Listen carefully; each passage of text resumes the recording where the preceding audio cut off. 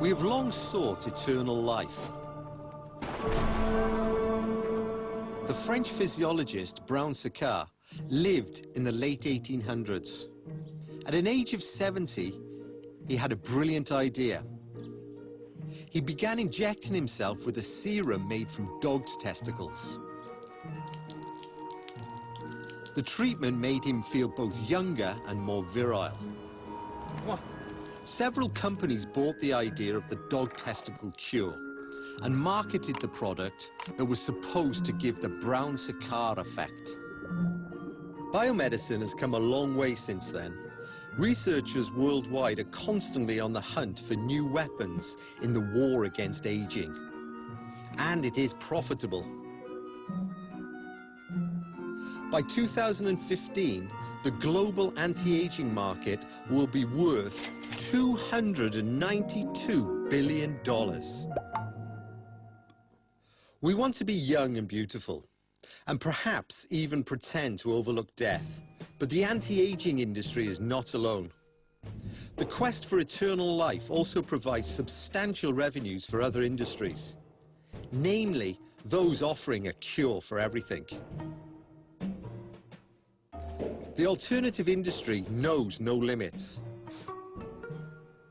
Homeopathy, herbal teas, crystals, quantum medicine, and much, much more. Both the producers and the consumers refer to research that they believe proves that what they sell and use works. But alas for them, research is showing the opposite is true. It doesn't work, at least not better than a placebo. Are we hoping for a miracle cure against disease and aging? Or is it all an expression for our fear of dying?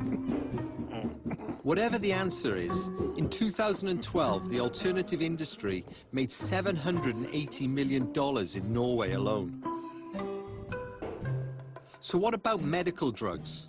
The ones that are documented scientifically? Isn't the price of medicine really a price on life and death?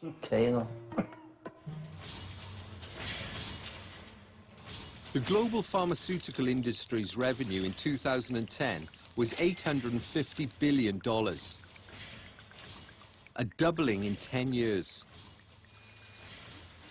Development and sale of medicine is regulated by patent law. This will ensure those who develop a new medicine will be paid for that job. But the patent system also makes essential medicine so expensive that many cannot afford it.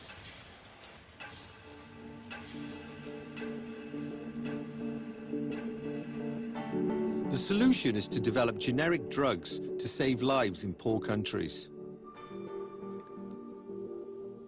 Patented and generic medications have almost the same active ingredients.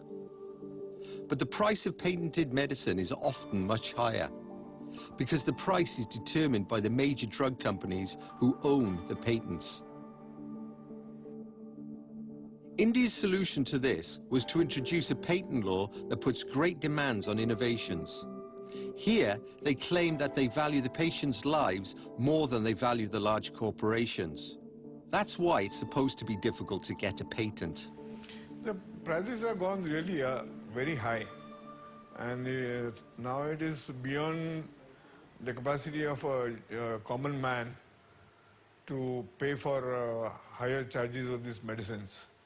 So we have introduced this generic medicine format. It is actually in the interest of the patient to help them out. Our obligation to the society to give them what they deserve at a very optimal or low cost. And people are very happy and satisfied with our services with these generic medicines. Generic medicine is a major industry in India, and 67% of the country's medical exports go to developing countries. But the drug companies are skeptical. India is under pressure from many powerful opponents. Obama's government wants India to change its laws. This has created strong reactions in India.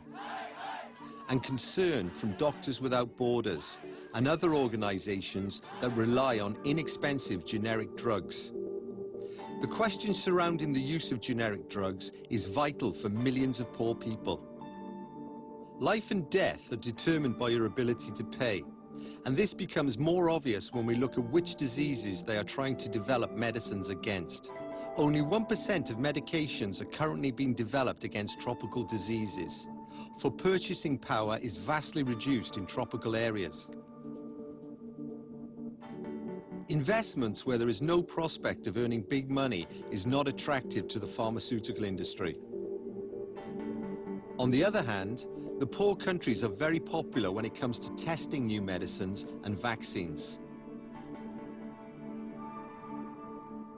The contrast is enormous when compared to rich countries.